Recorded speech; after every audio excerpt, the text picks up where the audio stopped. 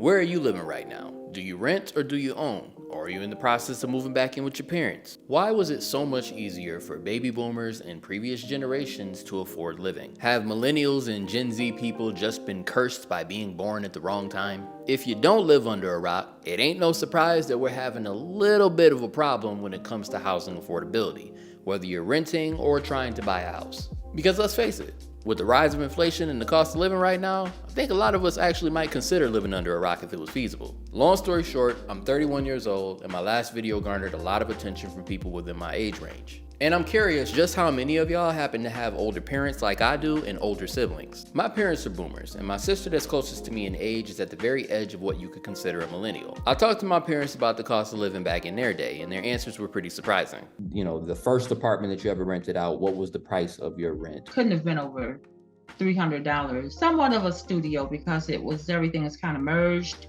So in 75, it had to be close to 300. I also had a conversation about the housing market with my older sister and her fiance.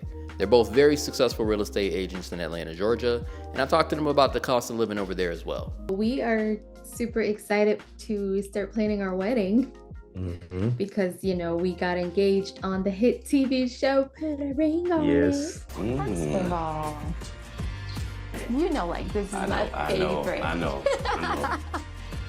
So romantic. It's been a journey, you know, this whole process. Yeah. And Jaisha put a ring on it, and now we are planning our wedding. I need you to get yourself prepared because we're doing a destination wedding. We haven't decided the destination yet, but when we do, we will send you a save the date. From houses to apartments to cars to groceries, we just had an open, honest discussion about the generational differences in the cost of living. All right, everybody, I'm going to introduce you to two very special boomers that I know. These happen to be the people that are responsible for me being here at all. It would be my parents. I kid you not, we did not do this on purpose, but we all just happen to be wearing blue. So I think that this is just something genetic, you know. I thank you for allowing me to participate in your broadcast. These are my parents, my lovely parents, these two baby boomers, and I'm going to talk to them today about, well, what things were like when they were younger. You talking about financially, how things were when we were younger? Yes, financially. Things were quite different. As far back as I can remember when a loaf of bread was 25 cents. A gallon of gas was 35 cents a gallon, and cigarettes were 39 cents a pack. I was born in 54, so I remember when I was around 5 years old, the bread was 25 cents a loaf. That would be 59. Things have changed, and the progression of that is a milestone in itself. You know, I'm joined by my beautiful sister and my brother-in-law, Joya and Jaisha. So, yes, I'm Joya, Judah's big sister, and I'm in real estate. Been doing real estate now for the last 5 years. And we do luxury. Jaisha and I actually do luxury real estate together at Atlanta Fine Homes, Sotheby's International Realty, which is a global brand. And throughout my career, I've sold over 100 houses, and I've done over $20 million in sales. And I've had a pretty great career so far. And we are a team at Sotheby's. And yeah, it's pretty fun. My name is Jaisha, and we met doing a deal together. I started my career in real estate, working on site for a builder. I sold out 2 communities, over 350 homes. She came in and her client bought a home in my community. I sold them, and here we are now, engaged to be married. Yeah, working together, and it's a lot of fun. Yeah. It's fun working as a partner with your partner.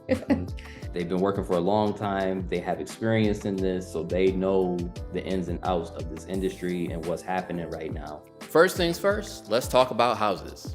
Buying property. This is low-key kind of like a dream for a lot of people my age because we almost feel like it's never gonna happen. It's simply just too expensive, and a lot of us have so much debt that we have no idea how we're gonna pay it off. I grew up in upstate New York. My parents were very average workers with very average salaries, and they were somehow able to afford it back then. So I asked them about their story. How much did they pay? It's kind of a stretch for a lot of younger people these days to even dream about, but a house, our house that we have, that I grew up in, what year did you get this house? How much did it cost? Give me the rundown on housing. We bought that house in 1985 in June. We moved in June, and the house had to cost $32,000. We still own it, so we've had it 38 years. In 1985, was Joya born yet when you bought the house? We bought it we moved in June, and she was born in July. So she was born just about a month after actually getting the house. Just about a whole month after we moved in, she was born. So it's 38 years. That makes me know every time she turned a year old, that's how long we had the house. Now, if your response was anything like mine, you're probably completely surprised that a house was ever that cheap to begin with, because I feel like I've never seen a house at that price in my entire life. In comparison, how much is a house right now, and who is able to afford it? Let's not even talk about furnishings or appliances. I'm talking about literally just the house itself. Who can afford it? What have the prices of houses looked like? Like, what is the price of a house right now in comparison to a couple years ago? So I'll say it this way. When I first got into real estate back around 2017, 2018, the average price of a home in just Gwinnett County was maybe $250,000. And that was on the high side. You can find things for $185, $195. And that was like normal real estate. Now those same type of houses that I was selling back then for $195 or $250 are going for $350, $400. Same house, but the inflation has risen so high that you cannot buy that same house for that same price. Prices increase, not just for consumers, but also costs are going up for the builders, right? The demand, fueled with the demand, plus the increase of lumber, increase of just cost of materials in general, has just caused home prices to go up. The inflation rate has went down. It's come down. We're sitting at about 3.2% right now from its high of I want to say 7. It was over 7, closer to 9% over last year, but it's coming down, but prices are still it's still going up because it's a shortage of homes, but there's still a good demand, but the interest rates have just really got people sitting on the sidelines. Over the course of 5 years with, all the inflation that we've experienced, especially I would say during COVID time, that's when I really saw prices increase dramatically from the time that I started up until now, because interest rates dropped really, really low. Demand was really, really high, and people were putting in offers on houses that were $40,000, $50,000 over asking price, and that just drove the price in the market totally up. So houses that were $300,000, people were offering $340,000, $350,000. So now that neighborhood is selling for $350,000. Now it's going up over time, $400,000. So it's kind of like each time we are experiencing these highs, meaning people are offering or buying houses for overpriced, really, it's driving the market up, and it's making it almost unaffordable for people to buy the same type of houses that they would have bought 5 years ago. Some of them have been priced out of what they can afford, meaning the same client that may have been able to afford that $250,000 house 5 years ago, if their income has not dramatically increased, and the pricing of the houses and the interest rates have increased, they can no longer afford to buy.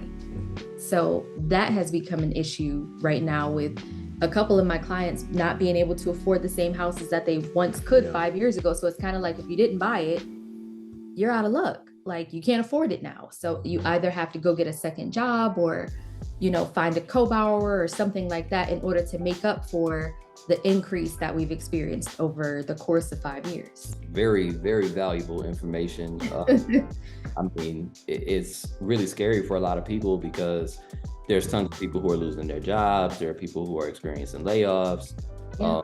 It seems like with the inflation, that certain people's incomes are not actually matching the increase of the inflation. Exactly. So to a degree, it's almost seeming like their income is actually going down in comparison.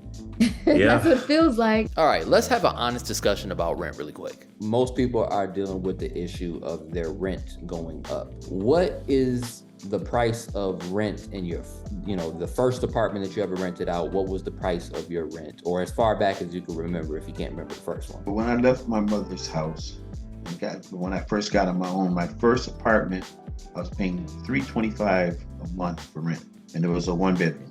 What year was this? This was around 74, 75. Well, I graduated from high school in 72. I was 18 years old. So 74, I was 20 years old. 20 years old, 1974, you were able to rent a 1 bedroom apartment for $325. Now let's see what Joya and Jasha have to say about rent. How have things changed in regards to rent for you? Have you experienced inflation yourselves? Yeah, when I got my condo, I had a COVID special. I had a really nice condo. I was on the 21st floor, and when I've been there 3 years, and my started inching on up. I was like, I was too good to be true, but it started falling back in line where it should be. But a 1 bedroom, I mean, in Atlanta, back in the day, when I was living here originally, like you can get a 1 bedroom for $700-800 in a $900 in a nice neighborhood, $900-800 $1,000. I mean, it's gonna be sketchy, So to be in a safe, really nice, secure neighborhood that you feel good about, you're looking at about $1,500 to $2,000 a month in rent, as far as depending on where you want to be. Over here in Seattle, in my personal opinion, if you want to get a decent apartment in a decent neighborhood, it's probably going to cost you about $2,000 a month. And the craziest thing about that, when you really break it down, is you're giving this apartment complex $2,000 a month, but that really boils down to giving them $24,000 a year. $24,000 a year. They're taking that much money from you out of all the other things that you got to pay for. That's how much of your whole potential salary that you're making out of a year is getting taken out just for housing. But what is your alternative? If you can't afford to put down a down payment on a mortgage, where else are you gonna live? And like I said in the last video, if you don't wanna live somewhere unsafe, it's gonna cost you. In order to avoid living in a sketchy area, you gotta pay. First of all, you are paying for every square inch of that unit that you're in. Whether you like or utilize certain features or portions of your apartment, you're still paying for it. So you better make sure when you are picking an apartment that you at least like a majority of the space within it. For most modern and luxury apartments, you're also paying for any amenities that come with the community that you live within, even if you don't use them.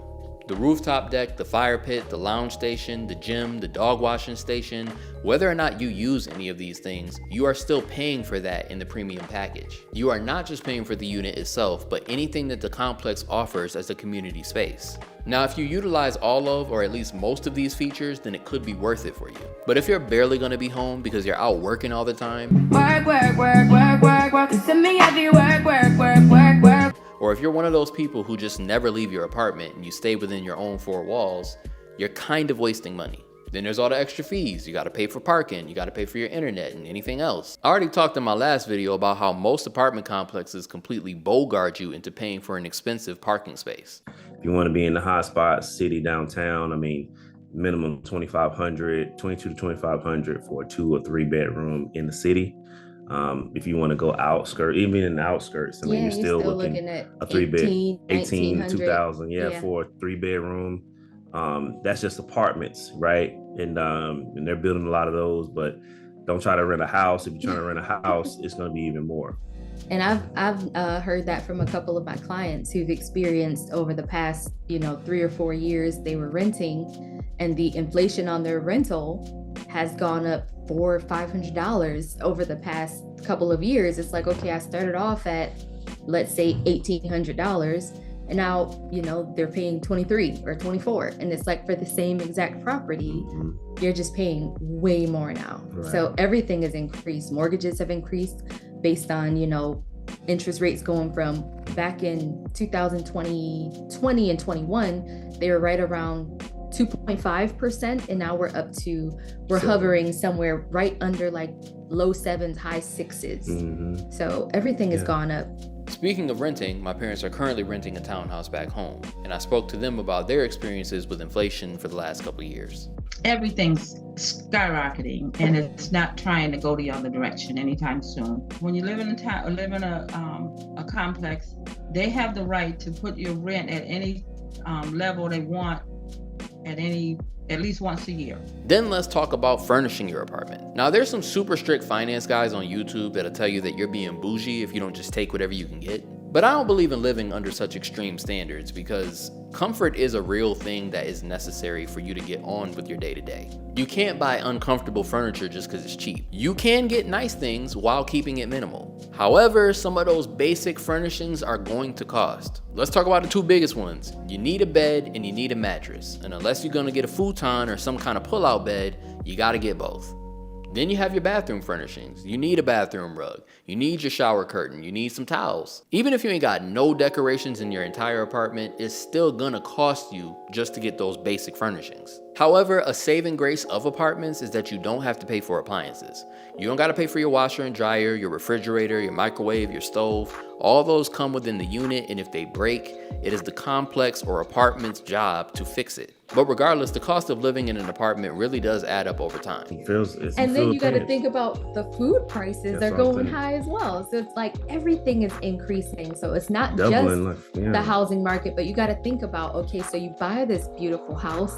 Now you got to fill it with groceries and furniture and the price of lumber and the price of food.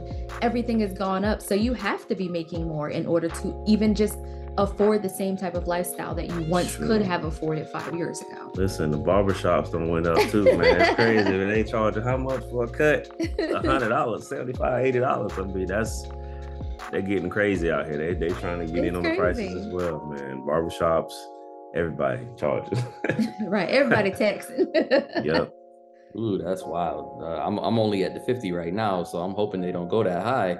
But, 40, 50, yeah, but you get a beer that's 70, 75. They won't tip. They $90. Like, come on, man, ain't no tip. It's already built in. As I mentioned in my last video, because of the high expenses of modernity, people are reluctantly and begrudgingly having to move back in with their parents.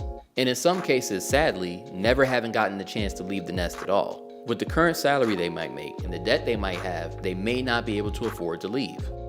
what was like the average person's income when you first began in regards to like buying a house? Like, what was that person's income usually looking like in comparison to what is the income of a person who's getting a house these days? Most of those people have really good incomes, especially if it's a two-family household and they're both making six figures, then that's easy. They can qualify, they can put down a pretty large down payment, but I would say the average family is making anywhere between 50 to maybe 85.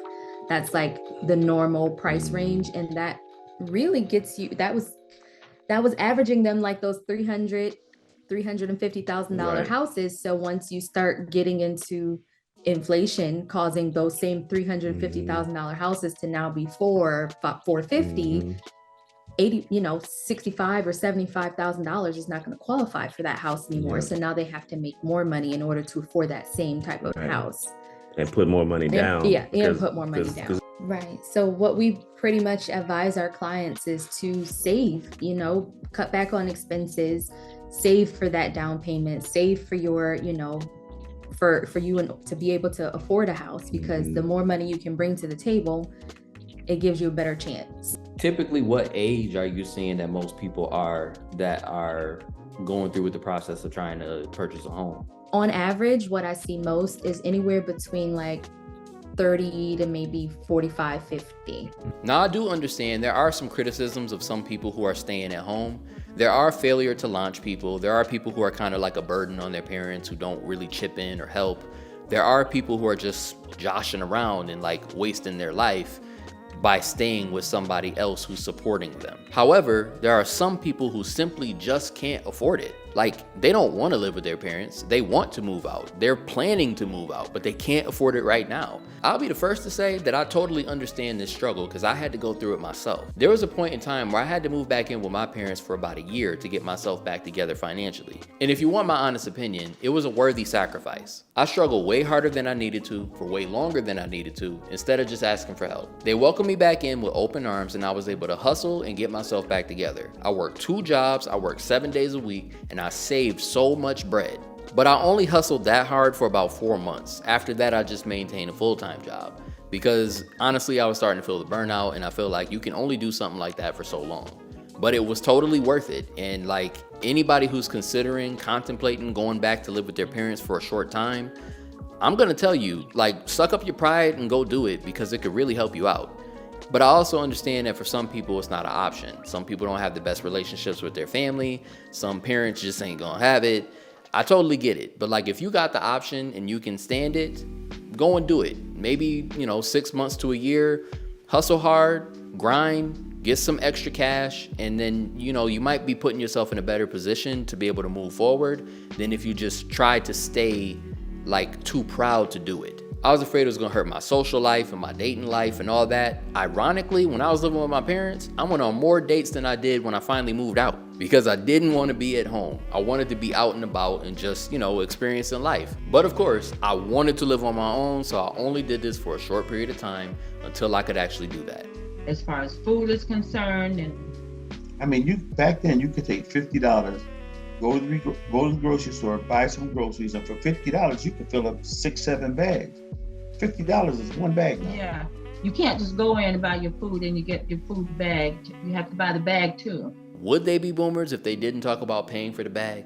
I saw a lady on TV who had a chip in her arm and she just waved her hand like You this. saw what?